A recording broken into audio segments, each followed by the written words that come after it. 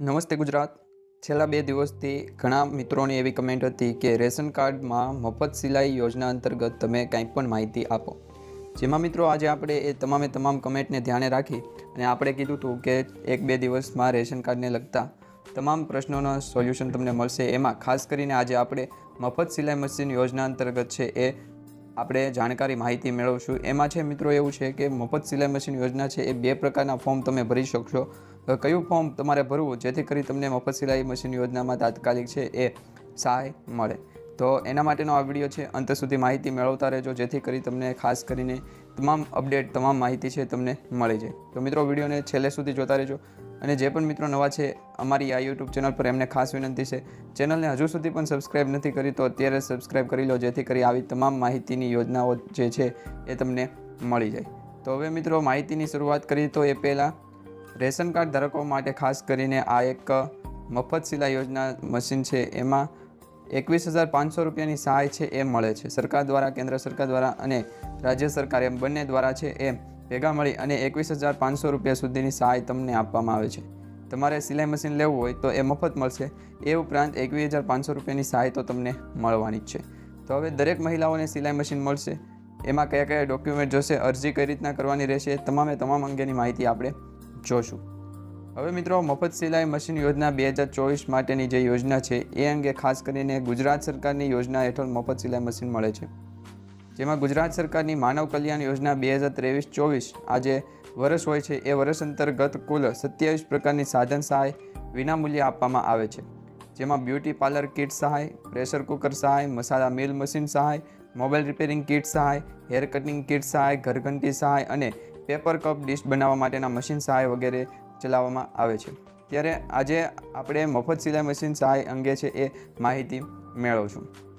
તો મિત્રો તમે પણ છે એ મફત સિલાઈ મશીનનો લાભ લઈ શકો છો. યોજના અંતર્ગત તમે ગુજરાત સરકારની જે માનવ કલ્યાણ યોજના છે એ અંગે પણ તમે અંતર્ગત છે એ લાભ લઈ શકો છો. હવે મિત્રો મફત સિલાઈ મશીનમાં મુખ્ય યોજનાનું નામ છે ગુજરાત રાજ્ય માટે માનવ કલ્યાણ યોજના, જે વર્ષ 2023-24માં જાહેર કરવામાં આવેલી યોજના છે. કયા વિભાગની યોજના છે તો એમાં કમિશનર કુટીર અને ગ્રામ ઉદ્યોગ વિભાગ દ્વારા છે એ આ યોજના જાહેર કરવામાં આવે છે. એટલે કે આ વિભાગ દ્વારા છે તમને લાભ આપવામાં આવે છે. આ યોજનાનો હેઠળ શું લાભ મળે છે તો લાભાર્થીઓને દરજી કામ કરવા માટે અથવા તો સિલાઈ કે કપડાં સીવવાનો નવો વ્યવસાય ચાલુ કરવા માટે કીટ મળે છે. સિલાઈ મશીન યોજના માટે કેટલી રકમની સહાય મળે છે તો મિત્રો રાજ્ય સરકાર દ્વારા રૂપિયા 21,500 રૂપિયાની સાધન સહાય તમને મળે છે. તો મિત્રો આમાં સાધન સહાય એટલે તો તમને છે મિત્રો તમે આ યોજના અંતર્ગત માનવ કલ્યાણ યોજનામાં ફોર્મ ભરો છો એટલે તમને છે 21,500 રૂપિયા સુધીની સીધી સહાય છે તમારા બેંક એકાઉન્ટમાં આપવામાં આવે છે અને એ 21,500 રૂપિયાની સાધન સહાય તમે ખરીદી શકો છો. સિલાઈ મશીન માટે કોણ અરજી કરી શકે તો સિલાઈ મશીન માટે આર્થિક રીતે પછાત વર્ગની અને પાત્રતા ધરાવતી મહિલાઓ આ યોજના માટે અરજી કરી શકે છે.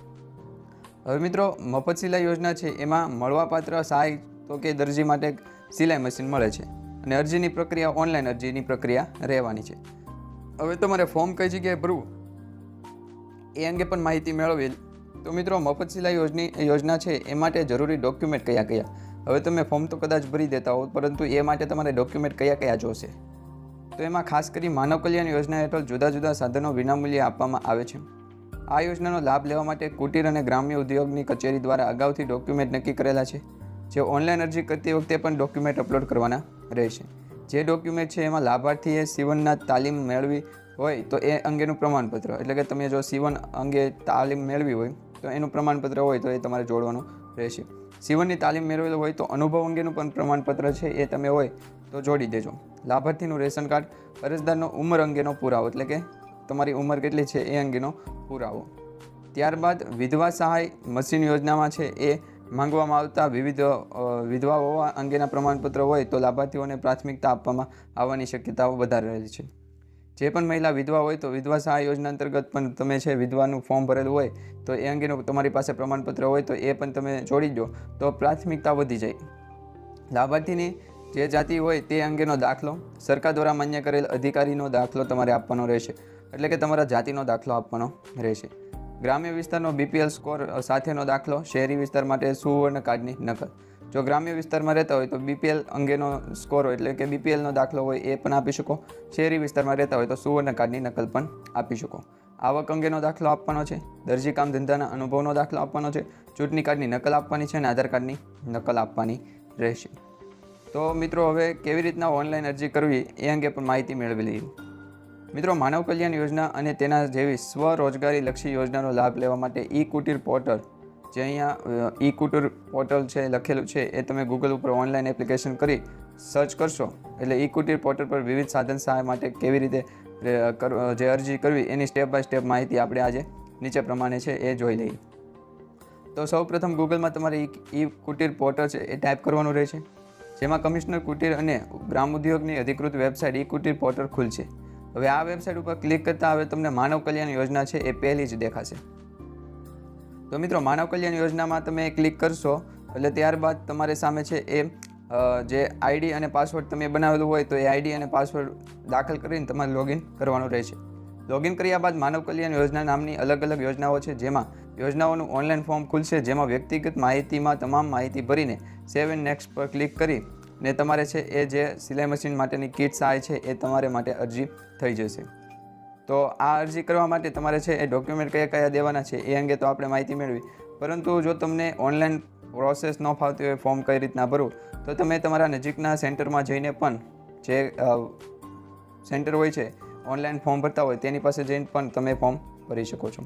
હવે આ મફત સિલાઈ યોજના છે એમાં તમે ખાસ કરીને 21,500 રૂપિયા સુધીની સહાય છે એ સાધન ખરીદવા માટે લઈ શકો. એમાં જો સંચા મશીન આવી જતો હોય તો એ પણ તમે છે એ લઈ શકો છો. તો સરકાર દ્વારા આ એક યોજના ચલાવવામાં આવે છે, જેમાં પણ રેશન કાર્ડની ખૂબ જ મહત્ત્વની ભૂમિકા છે, જેમ કરીને રેશન કાર્ડ તમારી પાસે હોવું ખાસ કરીને છે.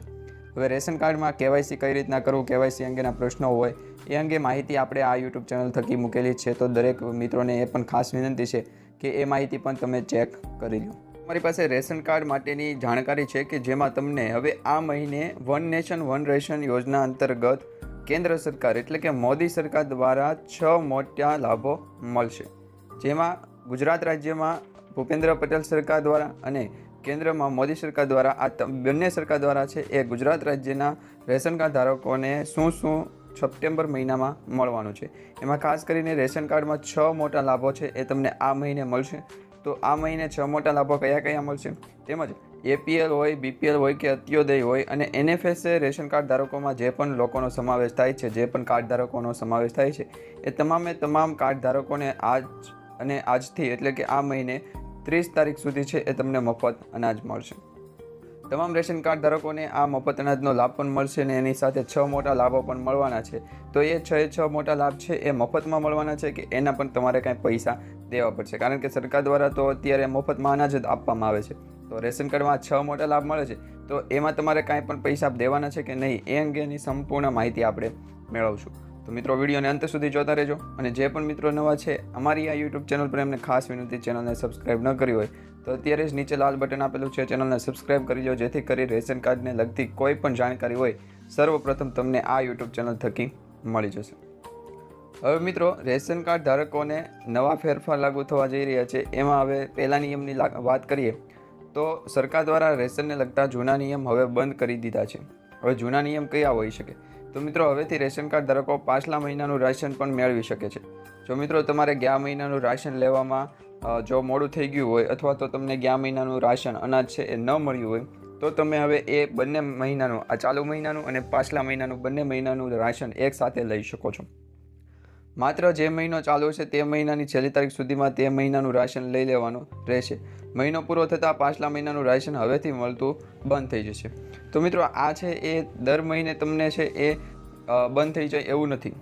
સરકાર દ્વારા 3 મહિના સુધી તમે રાશન લેવા ન જાઓ એટલે કે અનાજ લેવા ન જાઓ તો તમને આવતા મહિને છે એ અનાજ મળતું બંધ થઈ જાય. 3 મહિનાની અંદર જો તમારે 2 મહિનાનું રાશન બાકી રહી ગયું હોય તો તમારે છે એ તમારે શું કરવું? તો મિત્રો, એના માટે તમારે છે એ ખાસ કરીને તમારા રાશન કાર્ડની દુકાન કે કોઈ પણ તમારા જાણીતાની રાશનની દુકાન હોય ત્યાં જઈ અને તમારે જે બાયોમેટ્રિક આપી અને તમારું રજિસ્ટ્રેશન એ મહિનાનું કરાવી લેવું. સરકારમાં છે એ રજિસ્ટ્રેશન તમારું થઈ જવું જોઈએ કે તમે આ મહિનામાં રાશન લીધું છે. પરંતુ જો તમને રાશનની દુકાનેથી અનાજ ન આપવામાં આવે તો તમે રજિસ્ટ્રેશન કરાવ્યું છે, તમને ત્યાંથી એક સ્લીપ આપશે. એ સ્લીપ તમારે સાચવવાની, એટલે આવતા મહિને તમે જ્યારે પણ અનાજ લેવા જાઓ ત્યારે એ સ્લીપ બતાવી દેવાની, જેથી કરી તમને પાછલા મહિનાનું અને ચાલુ મહિનાનું બંને મહિનાનું રાશન છે એક સાથે આપી દેવામાં આવશે. તો મિત્રો તમે આ રીતના છે એ તમારા રાશનની છે એ દર મહિને લઈ શકો છો. હવે તમે છે એ દર મહિનાની 1થી લઈ અને 30 તારીખ સુધીમાં કોઈ પણ દિવસે તમારું અનાજ છે એ તમે લઈ શકો છો. આ સરકારનો એક નવો ફેરફાર છે. ત્યારબાદ મિત્રો રેશનની દુકાને માટે છે એ નવા નિયમો લાગુ પડી ગયા છે. રેશન કાર્ડની દુકાને તમારે આધાર કાર્ડ તો અપડેટ કરાવવાનું રહેશે, રેશન કાર્ડ સાથે આધાર કાર્ડ KYC પણ કરાવવાનું રહેશે. પરંતુ તે સિવાય આજના જે સમાચાર મળી રહ્યા છે જેમાં અનાજના વિતરણમાં ગેરનીતિ અટકાવવા સરકારે મહત્વનો નિર્ણય લીધો છે. લાયસન્સ ધરાવતા દુકાનદારો જ દુકાન ચલાવી શકશે, બીજાને દુકાન ભાડે નહીં આપી શકે. ગુજરાતી દુકાનદારોને હવેથી બાયોમેટ્રિક હાજરી પણ લેવામાં આવશે. દુકાનદારોએ રજા રાખવી નહીં, જો રજા રાખવી હોય તો મામલતદારની મંજૂરી લેવી પડશે.